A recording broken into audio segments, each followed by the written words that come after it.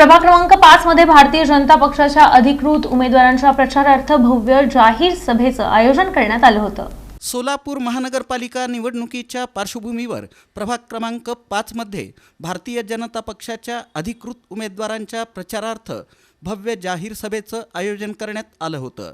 या सभेसाठी आमदार गोपीचंद पडळकर प्रमुख वक्ते म्हणून उपस्थित होते। प्रभाग क्रमांक 5 मधील भारतीय जनता पक्षाचे अधिकृत उमेदवार बिज्जू प्रधाने, मंदाकिनी तोडकरी, समाधान आवळे, अलका भवर यांच्या प्रचारार्थ ही सभा मोठ्या उत्साहात पार पडली।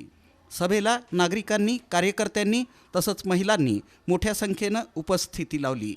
या भव्य दिव्य सभेचं विशेष आकर्षण होतं लाडकी बहीण योजना। आमदार गोपीचंद पडळकर यांनी आपल्या भाषणात महिलांसाठी राबवण्यात येणाऱ्या योजना, त्यांच्या सन्मानासाठी घेतलेले निर्णय आणि महिलांच्या आयुष्यात घडणारे सकारात्मक बदल यांचा उल्लेख करताच सभास्थळी उपस्थित असलेल्या अनेक महिलांचा कंठ दाटून आला। काही महिलांच्या डोळ्यातून अश्रू तरळले तर अनेक महिलांनी टाळ्यांच्या गजरात आपल्या भावना व्यक्त केल्या। लाडक्या बहिणीसाठी भाजप नेहमीच पाठीशी उभी आहे हे शब्द ऐकून महिला वर्ग भावूक झाल्याचं चित्र दिसून आलं। यावेळी भाजपचे माजी जिल्हाध्यक्ष शहाजी पवार, शहराध्यक्षा रोहिणी तडवळकर, सुधा अळ्ळीमोरे, माजी नगरसेविका स्वाती आवळे यांच्यासह प्रभागातील ज्येष्ठ नेते मोठ्या संख्येनं उपस्थित होते।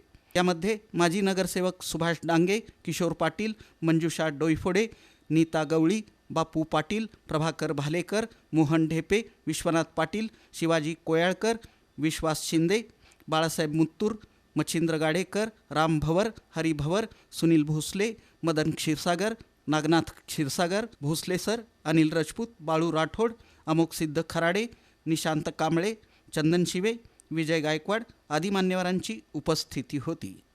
सभेच्या शेवटी आमदार गोपीचंद पडळकर यांनी प्रभाग क्रमांक 5 मधील विकासासाठी भाजपच्या उमेदवारांना मोठ्या मताधिक्यानं विजयी करण्याचं आवाहन केलं।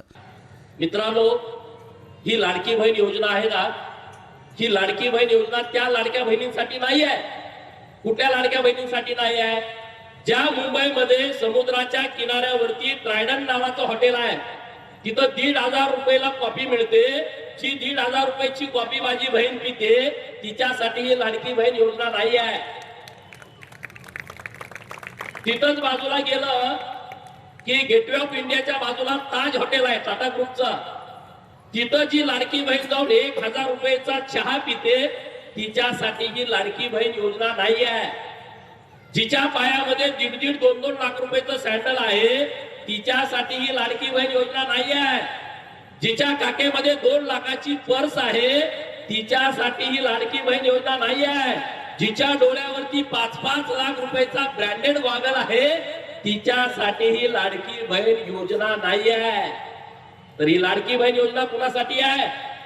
माझ्या बाळे गावामध्ये 10 बाय 10च्या खोलीमध्ये जी माझी बहीण राहते आहे, तिला ताप आलाय, तिला कणकण आली आहे, ती अंथरुणावरती झोपली आहे, तिला दवाखान्यात जायला 50 रुपये इंजेक्शन मारायसाठी नाही, म्हणून ती 8 दिवस अंथरुणावरती उठत नाही, तिच्यासाठी ही लाडकी बहीण योजना आहे। आणि या सगळ्या योजना ज्या आहेत, केंद्राच्या योजना, राज्याच्या योजना, सोलापूरचे पालकमंत्री माननीय जयाभाऊ गोरे यांनी जो विकास शहरामध्ये केलेला आहे, निरनिराळी कामं केलेली आहेत आणि आपल्या सगळ्यांचा जिव्हाळ्याचा प्रश्न आहे। वाटतं गेल्या वर्षी 4,500 मतदान आहे। जर मी अपेक्षा असेल तर पण हे 4,500 लोकांनी कुठं जायचं? तरी ह्या जनतेसाठी, माता भगिनीसाठी म्हणून रस्त्यावर उतरून मी काम केलेलं आहे। त्याच्या सगळ्यांच्या शुभेच्छा माझ्या पाठीशी नक्कीच आहे।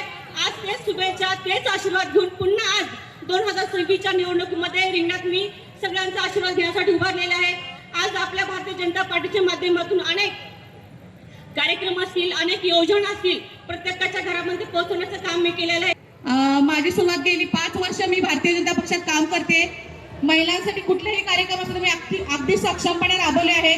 सर्वप्रथम लाडकी बहीण योजना, बांधकाम कामगार योजना, गॅस उज्ज्वला गॅस योजना, असे अनेक कार्यक्रम मी राबवले।